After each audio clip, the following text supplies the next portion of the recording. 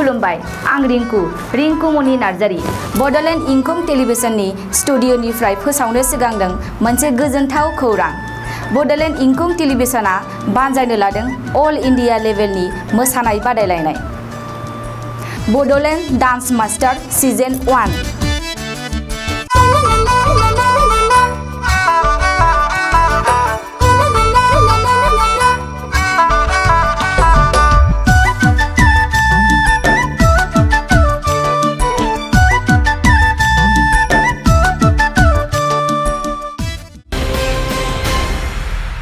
खुलुमबाय बेयो बडलेण्ड इंखं टेलिभिजन दिनै 22 जुलाइ 2020 रबिबार खालि सानसेनि बरादखौ नोंथांमोननि खाथियाव लानानै फैदों आं सदानन्द दैमारिया। सिगां फरायथिनो लादों मेष राशि। दिनैनि साना मोजां आरो गाज्रिनि गेजेरजों बाबेरलांगोन। गोसोखौ गोबां गुलुं गुजुं मोनगोन। देहाया मोजाङै थागोन। अब्लाबो जानाय लोंनायाव सांग्रां थानाया गाहाम। रांखावरियाव मोजांद्राय नङा। बेफार फालांगियाव मोजां नङा होनजायो। मोननो गोनां धोनखौ दिनै मोननो हानाय नङा। गुबुनजों थगायजागोन। मावनो लानाय खामानिखौ मावफुंनो हानाय नङा। गोसोआव जिंगाया बांगोन। न'खराव अनलायनाय फैगोन।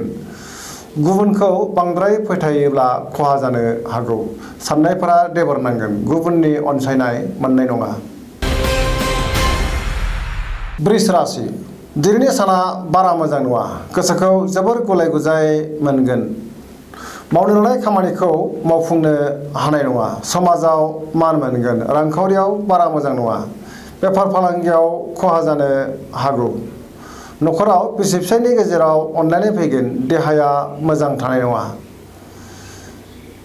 देहानि बबेबा मोनसे बाहागोआव जोखोम जानो हागौ। जानाय लोंनायाव सांग्रां जानाया गाहाम। बबेबा गोरोन्थिनि थाखाय गोसोआव दुखुनि उनदाहा फैगोन। मिथुन राशि। दिनैनि साना जोबोर मोजां। गोसोखौ जोबोर गोजोननाय मोनगोन। देहाया मोजाङै थागोन। अब्लाबो जानाय लोंनायाव सांग्रां थानाया गाहाम।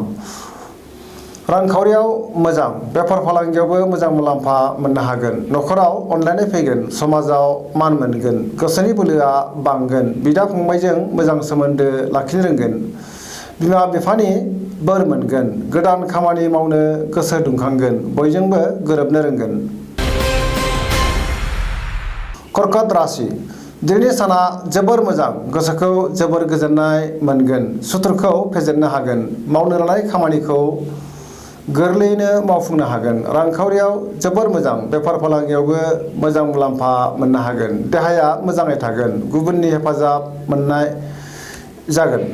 न'खराव बिसि फिसायनि गेजेराव अनलायनाय फैगोन। बिदा फंबायनि हेफाजाब मोनगोन। समाजाव मान मोनगोन। फरायसाफोरा फरायनायाव जोबोर गोसो दुंगोन। सिंह राशि। दिनैनि साना बारा मोजां नङा। गोसोखौ जोबोर गुलाय गुजाय मोनगोन। माखौबा साननानै गोसोआ जोबोर गिलुं गिलुं मोनगोन। मावनो लानाय खामानिखौ मावफुंनो हागोन। रांखावरियाव मोजां। मोननो गोनां धोनखौ मोननो हागोन। बेफार फालांगियाव मोजां मुलाम्फा मोनगोन। न'खराव अनलायनाय फैगोन। गोसोनि बोलोआ अदेबानि लोरबां जागोन। समाजाव मान मोनगोन। न'खराव बिसि फिसायनि गेजेराव अनलायनाय फैगोन। साननायफोरा नाथाय देबारनांगोन। कन्या राशि। दिनैनि साना बारा मोजां नङा। गोसोखौ जोबोर बेले बेजे मोनगोन। साननायफोरा देबारनांगोन। गोसोआव जिंगाया बांगोन। समाजाव गोबां मान मोनगोन। रांखावरियाव जोबोर मोजां। बेफार फालांगियाव मोजां होनजायो। देहाया मोजां थानाय नङा।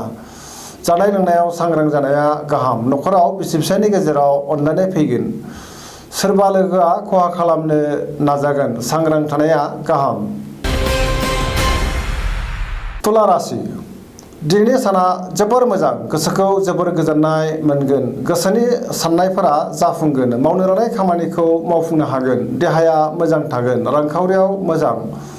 न'खराव बिसि फिसायनि गेजेराव अनलायनाय फैगोन। समाजाव मान मोनगोन। बेफार फालांगियाव मोजां मुलाम्फा मोननो हागोन। गोबां लोगोफोरनि हेफाजाब मोनगोन। गोदान प्रजेक्टखौ जागायनो खाबु मोनगोन। सोरबा लोगोफोरनिफ्राय मोजां खौरां मोनगोन।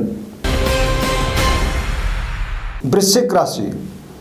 दिनैनि साना जोबोर मोजां गोसोखौ जोबोर गोजोननाय मोनगोन मावनो लानाय खामानिखौ थि समावनो मावफुंनो हागोन गोसोनि साननायफोरा जाफुंगोन गोसोनि बोलोआ बांगोन न'खराव अनलायनाय फैगोन रांखावरियाव जोबोर मोजां बेफार फालांगियावबो मोजां मुलाम्फा मोनगोन देहाया मोजाङै थागोन अब्लाबो जानाय लोंनायाव सांग्रां थानाया गाहाम समाजाव गोबां मान मोनगोन बयजोंबो बाख्नायजागोन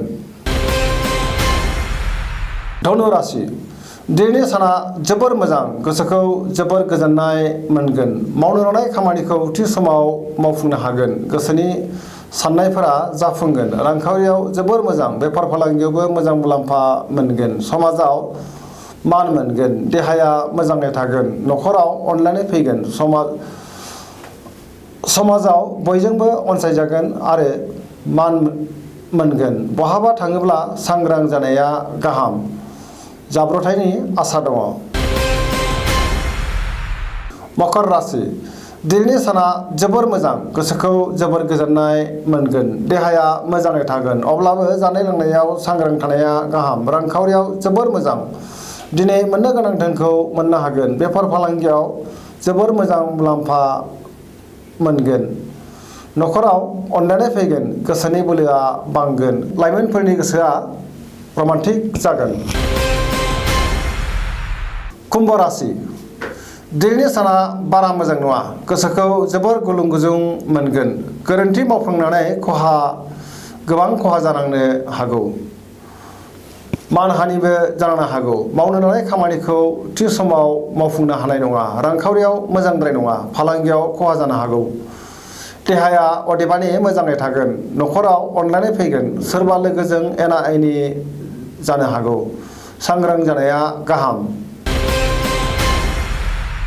मीन राशि दिनैनि साना जोबोर मोजां गोसोखौ जोबोर गोजोननाय मोनगोन सोरबा गोजाम लोगोजों जानबुङाव रायज्लायनो खाबु मोनगोन गोसोनि बोलोआ बांगोन गावनि गोसोनि साननायफोरखौ गुबुननो फोरमायनो हागोन देहाया मोजाङै थागोन रांखावरियाव मोजां मोननो गोनां धोनखौ दिनै मोननो हागोन बेफार फालांगियाव मोजां मुलाम्फा मोनगोन न'खराव बिसि फिसायनि गेजेराव अनलायनाय फैगोन जायखि खामानि मावाबानो दिनै मोजाङैनो मावफुंनो हागोन गोसोआ जोबोर रमान्टिक जागोन सोरबा लोगोफोरनिफ्राय मोजां खौरां मोनगोन